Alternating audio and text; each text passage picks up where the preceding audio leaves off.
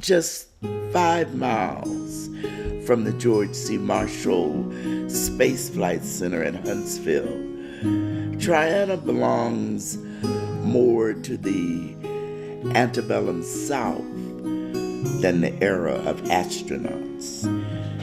It is far from space age, a collection of ramshackle farmhouses scattered randomly around 2 churches and a restaurant.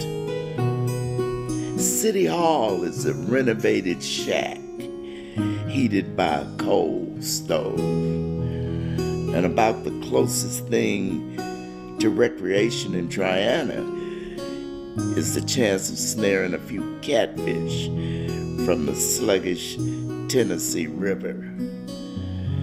So bleak is the community, in fact, that a century ago, it even stopped calling itself a town.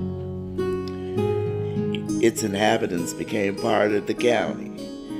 Streets rotted away, and chickens pecked sleepily at its only landmark, a pre-Civil War cemetery, long covered with weeds.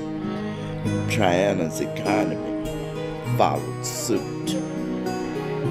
Today, Trianans, an estimated 250, mostly Negroes, earn an average of less than $3,000 a year.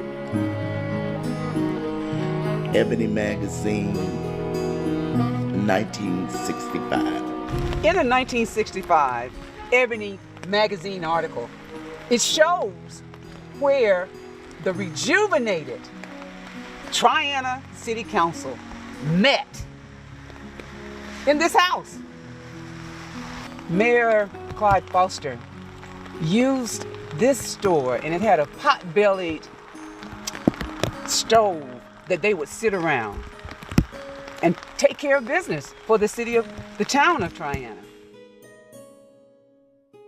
I am Juanita Sells Lee, and I am here to tell the story of how Clyde Foster prepared a town, a university, and an industry for the 21st century. I'm here at Triana's very own public library, one of many buildings here in what was once an impoverished community. Who was Clyde Foster? And why do your children need to know? Clyde Foster, he was one of the pioneers and one of the early blacks that was hired by the NASA Marshall Space Flight Center. To me, he was a man of vision, he was a man of passion, he was a man of caring. Because he came there and he was able to identify the problems, not only identify the problem, but come up with solutions with the problems. Every day you're reading the paper about how this place was growing. I didn't see any reason in the world why Triana shouldn't grow right along with it. This is a great nation we have here, so rich, in fact, that many of us forget about the pockets of poverty right here among us. 10 minutes away, scientists are plotting ways to conquer the universe. Triana doesn't even have its own water system. Clyde Foster, 1965. Well, when I first met Clyde was in 1966 when I pledged Omega Psi Phi. He had the vision to look into us and see something in us that we didn't really see in ourselves. And another thing that was great about Clyde, he was able to network. He was able to lay a cause out there and get support from the majority community also. You know, I understand that Cummins, that's one of the guys that started the research park out here, helped Clyde with the suit, you know, actually paid money for them to go to Washington and stuff to help pursue this.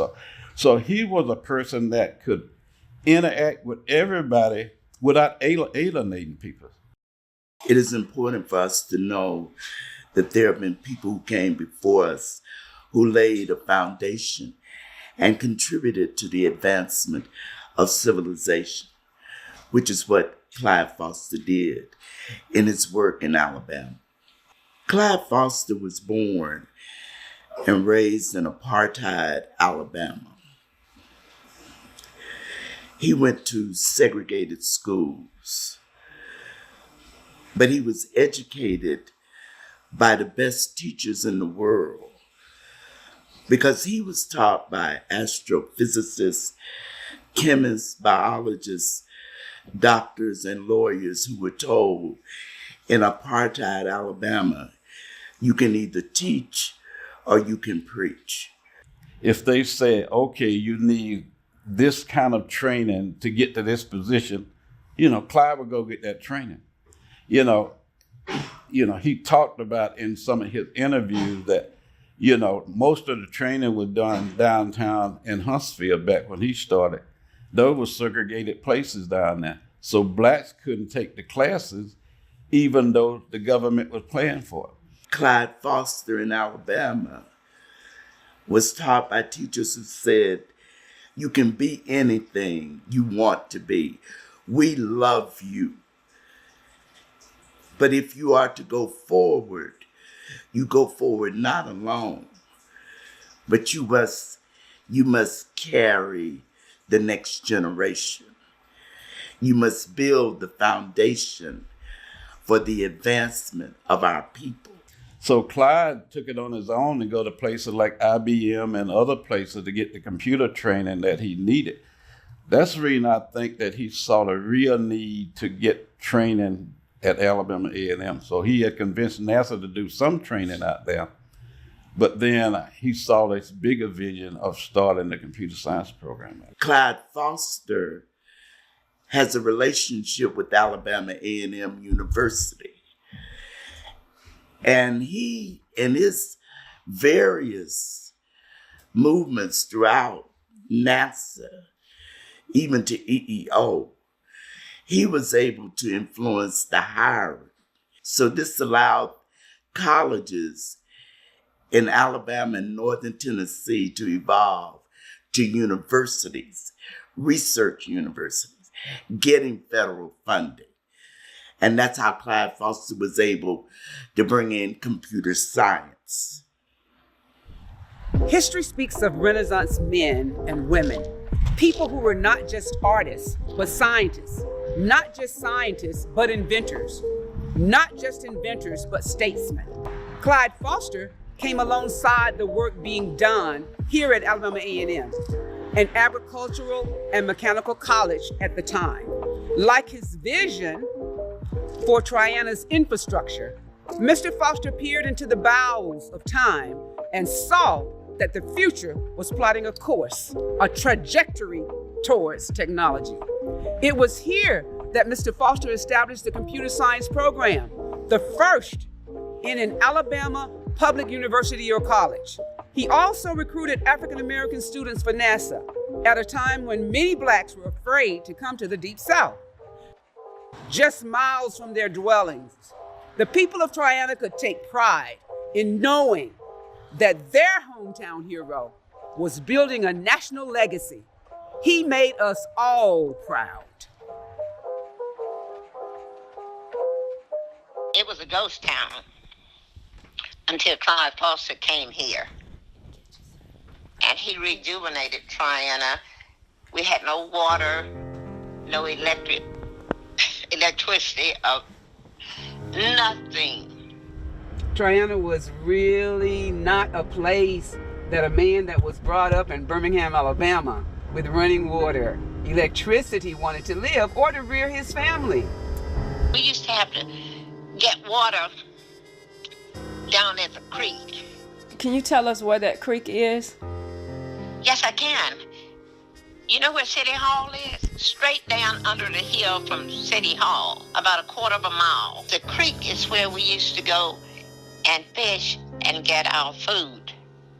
When Mr. Foster came to Triana after he married one of the residents, Miss Dorothy Foster, he saw that all of the water needs and some of the sustenance, what they had to eat, came from this creek.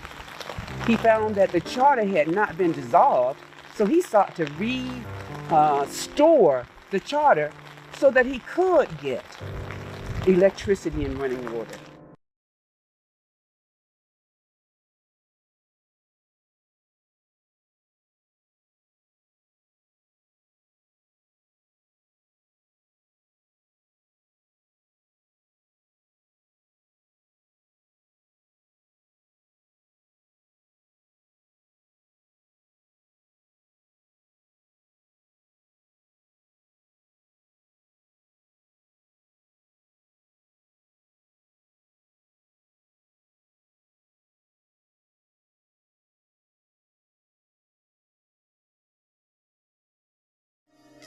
DDT was found in the fish in this creek.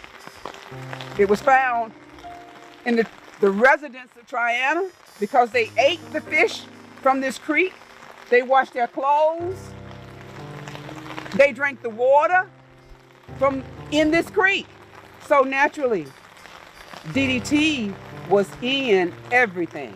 And as I said, it was the largest concentration of DDT ever found in a human being was from somebody here in Triana, Alabama. That's how we become contaminated with DDT and PCB, because of the fact that they put that stuff in the creek, in the river, in the creek, and it floated down to Triana. What impact do you think that had on health-wise on the people of Triana? It had a lot of impact upon us because during that time, people did not have access to medical care. And we had a lot of people to die, young people. But during that time, we didn't know what was going on with our health until Clyde had CDC to come in. Mr. Foster set up some of the money from the settlement to do medical monitoring, to make sure that these citizens didn't have long-term effects that were not being treated. Monitoring is still going on with the fish in the water. Everybody's doing okay, but we don't know what the final outcome with DDT in everybody's body is going to be. A hidden figure is a person who has contributed significantly to the growth and development of an area. A hidden figure to me is a person who does great things in their lifetime and is known in their community, but for their lifetime, which means that once they're gone, they kind of stay hidden, but their generation knows about it, but the generations to come don't know about it. A hidden figure is someone who's either been pushed to the background because the narrative wasn't popular, or the narrative was resisted or persecuted, or it's someone whose story has just been simply overlooked, and rarely is it because it's just overlooked. And so hidden figures remain hidden because there are processes in place, there are systems in place that push those stories to the background. Clyde Foster is a part of Huntsville's history, a very important part of Huntsville history. When a person does something significant like Clyde Foster did, I feel like it should be recognized and memorized, like things like Martin Luther King did or Rosa Parks did. It's no different because they changed their community from where it was at to a better place. When stories like Clyde Foster's are hidden, our children don't know the ground that's already been covered, and so they're covering ground that's already been conquered. And if we don't let them know, they'll be starting over each generation. To me, Clyde Foster was a visionary. Clyde Foster, to me, is one of many who actually went to bat for those who are in disparity, those whose voices have been muted, who've been marginalized. And it's important that those stories come to the forefront when you think of things like the DDT lawsuit. Being from Tuskegee and knowing the history of the syphilis study, I connect the two in a major way. He is a face of so many who go unnoticed, whose names go unrecorded, and it's important that we take the time to do documentaries like these to bring their stories to the forefront.